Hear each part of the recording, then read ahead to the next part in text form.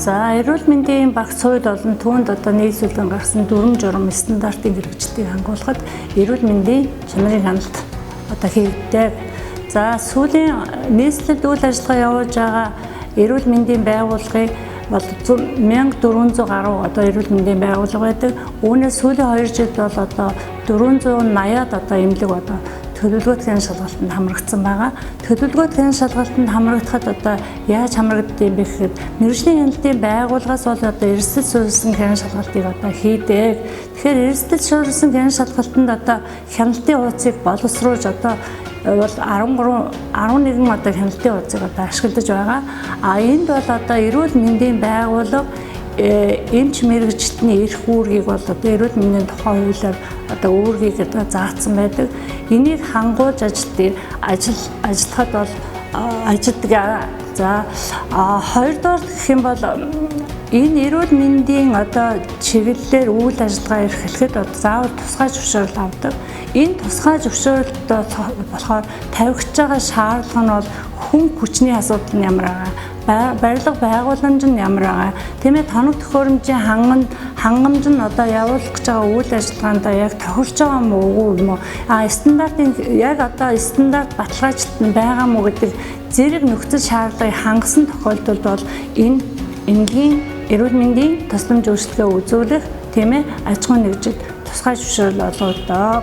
Хоёрдугаар гэх юм бол эмч эмнэлгийн мэргэжилтэнгүүд эмчдэх совилох одоо чиглэлээр бол тусламж үйлчилгээ үзүүлэхдээ тусгай зөвшөөрөл бас одоо эмчдэх эрхийн тусгай зөвшөөрөл, совилох эрхийн тусгай зөвшөөрөлтэй байдаг. Тэгээд ер нь бол манай одоо энэ хян шалгалтын явцад бол нийтлэг одоо гарч байгаа зөрчлүүд гэх юм бол одоо эмнэлгүүд эрүүл мэндийн тухай хуулиараа тусламж үйлчилгээний төрлөөр одоо хуваагдсан байдаг. Тэгэхээр энэ хуваагдсан одоо энэ эмнэлгүүд маань өөрөө бүтэц үйл ажиллагааны стандарт одоо жишээлбэл төрөлцсөн мэргэжлийн бүтэц үйл ажиллагааны стандарт, нэгдсэн эмнэлгийн бүтэц үйл ажиллагааны стандарт, өрхийн эрүүл мэндийн төвийн бүтэц үйл ажиллагааны стандарт гэж тус тусдаа ийм бүтэц үйл ажиллагааны стандарт байгаа. Тэгэхээр бидний хян шалгалтанд гол гарч байгаа нийтлэг одоо алдаа юу вэ гэхээр энэ стандартыг одоо тийм ээ хангуулж ажиллахад энэ хүний нөөцийн дутагдaltaй. Жишээлбэл би юу хэлэх гэж нэгвэл одоо бид бүгдийн стандартаар нэг эмчит 2 сувилагч ногдно гэж заасан байгаа.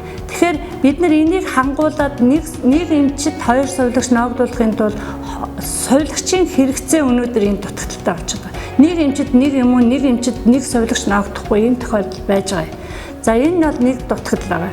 Хоёрдугаар гэх юм бол энэ онцлогоо эмчилгээнд хэрэглэгдэж байгаа энэ багаж тоног төхөөрөмжийн хангалт нь зарим одоо стандартын буюу баталгаажилт хийгдэхгүй байгаа.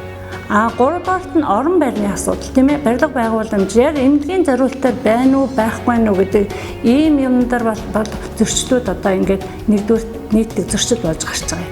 Хоёрдугаар гэх юм бол энэ одоо эмнэлгийн тусламж үйлчилгээ чанартай, аюулгүй, тийм ээ, аюулгүй хүртээмжтэй байдлаар иргэдэд очиж гин үү гэхэд энэ байдал эмнэлэг болгонд шадар сайд эрүүл мэндийн сайдтай хамтарсан тушаалаар чанарын алба бол одоо ажиллана гэдэг ингээд заасан байна.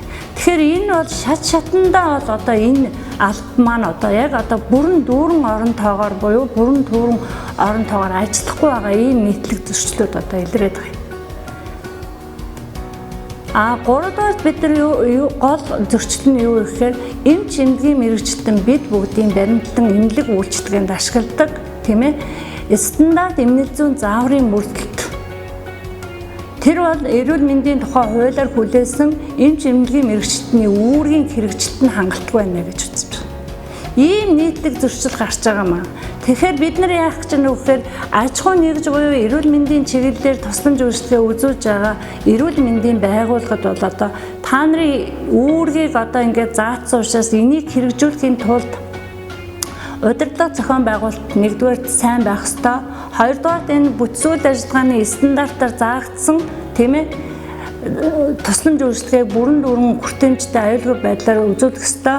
Гуравдугаарт бол эмч мэргэжилтэн бидний одоо тийм ээ эмнэлэг зүйн стандартын хэрэгжилтийг одоо хангуулж ажиллахад одоо одоо тэр дотоодын хяналт буюу чанарын албыг яг бүрэн оронтойгоор нь одоо ажилуулад энэ тусламж үйлчлэгийг үзүүлэхэд энэ стандарт, энэ нэмэлт зүүн зааврыг одоо мөрдөж ажиллаж гин үү?